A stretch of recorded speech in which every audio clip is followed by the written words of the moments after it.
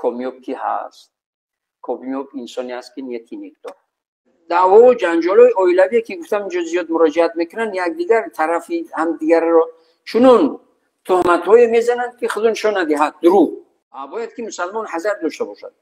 باور کنید یعنی انسان در حیرت میموند. برای چور جنده بینشون تو چی گپ و خبر، تو چی دعواهایی را نمیرود. همون چور جنده کی رو بای کرده است؟ اینش که جنده های مرا نداد، اونش که جنده های مرا گرفت. دعوا بالای چور کرپچه یا چور تکسری. متاسفانه وقتی که انسان سواد ندارد، بیسوادی است. من فکر میکنم که از اساسی بیسوادی، بیدرکی، بیخبری خدا نو ترسی که هم دیگر ظلم میکنن. خود دیگر برای بعضی اویلا شاید هم چور تکسری درست که دیگر مهم است.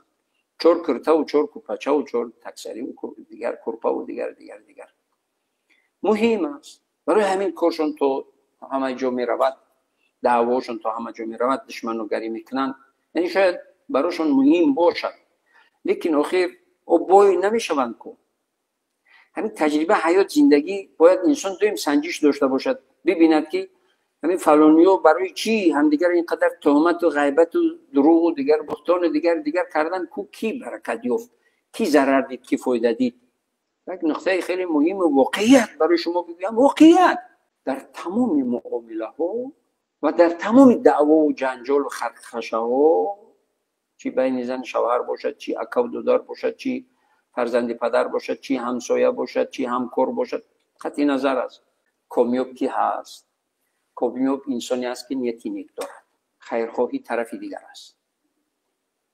اگر ظلم هم کنند، اگر مظلوم هم باشد، زندگی با برکت و خیر و برکت و سعادت و عزت زیاد پروردگار براش میدهد. در تمام معامله ها کامیاب انسانی هست که خیرخواه است، نیتی بد ندارد، حق خود را صاحب شدن دارد و به طرف دیگر ظلم کردن، نیتی ظلم کردن ندارد. لیکن متاسفانه در معامله میبینیم چقدر ظلم میکنن. پیامبر علیه السلام میگن که ایاکم الکذب فان الکذب یهدی الی الفجور و ان الفجور یهدی الی النار. در حذر باشید از دروغگویی، از دروغ گفتن، غیبت کردن پرهیز کنید، دور باشید. وقتی که میگه که فان الکذب یهدی الی الفجور، این دروغ غیبت شما رو به بدکاری میبرد، به بدبختی میبرد و به معصیت و ظلم و ستم میبرد. دروغی ظلم نیست، کسی رو ظلم میکنی. غیبت ظلم نیست، کسی رو ظلم میکنی و هم ظلم میکنید و هم تمام نیکی ها و اجر و پاداش عمل های خود رو به اون میبخشید. تمام همین است معناش. تمام نیکی ها و عمل های انجام داده و عبادت های انجام داده، ثواب عبادت های انجام داده رو به اون طرف دیگر و دست ادب میدهید. از همه چیز محروم میکنید خود رو. و این الفجور یهدی الی النار، و بدکاری ها و فجور، فسق و فجور و حرام و حرج و سوی جهنم میکشد صاحبش رو. هر سخنی میگوییم، هر قدمی میگذاریم، هر عملی انجام میدیم، فکر کنیم قبل از اون که همین حلال است یا حرام است. حالا من یک نکته دیگر برای خصوصا جوانان که از اول صحبت من گفتم جوانان رو تاکید کردم، برای جوانان بگم. بعضی از جوانان رو همین عشق ورزی شیطانی بدبخت ناکام میکند. عشق مسلمان بعد نکاح است با همسر حلالی خود.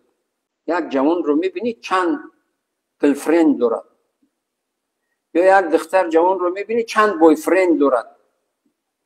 بعد اون در زندگی برکت بیاورد اگر علم هم داشته باشه، اگر میلیون هم داشته باشه. و این همه فسق و فجور به جهنم میکشد صاحبش رو، به بی‌برکتی میبرد. باید پرهیز کنیم، تقوا کنیم. الله باید. السلام علیکم حضرت مفتی. علیکم السلام و رحمت الله. حضرت یک سوال داشتم، امیر میدوده. الله جون.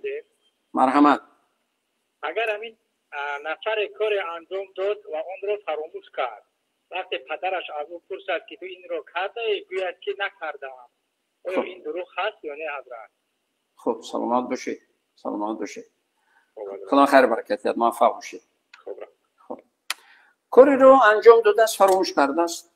یعنی چند چیزی هست که پروردگار بالای بندهش عذاب و عقاب نمیکند. یکی فراموشی، یکی خواب.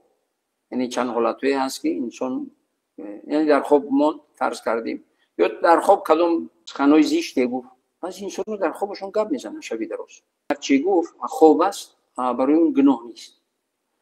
یا هر چیزی گفت فراموش کرد، از روی فراموشی چیزی رو یا گفت که نکردم یا کردم یا به یادش نیاید، فراموشی گناه نیست.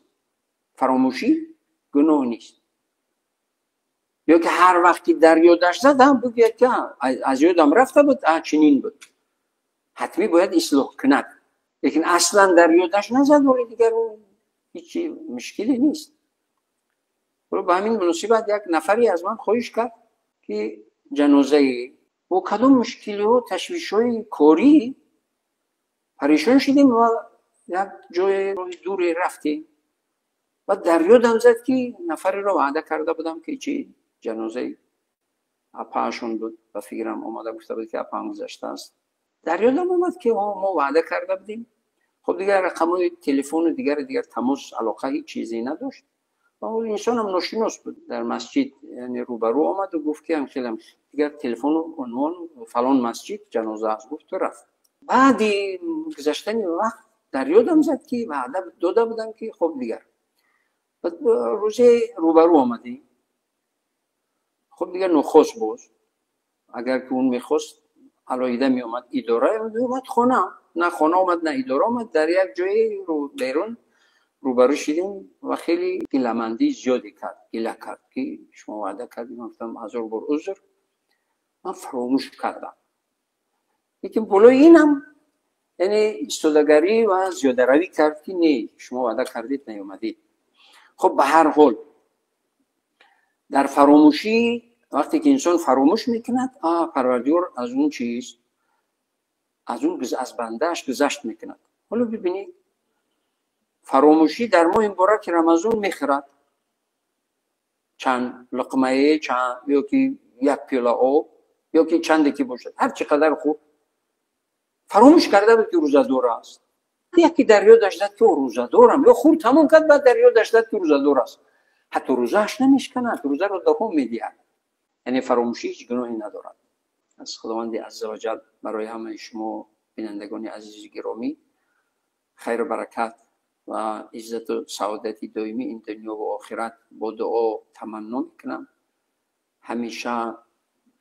همیشه عزتمند و سعادتمند و سربلند و با عزت دنیا و آخرت باشید و همیشه خیرخواه. سعادت انسان در خیرخواهی انسان هست.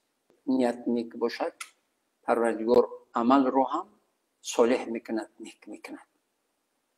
نیت و نیک خداوند عزوجل به همه ما و شما نیت نیک و قلب صاف و پاک و عمل صالح نصیب روزی ما می‌دهد. موفق و کامیاب و با عزت باشید.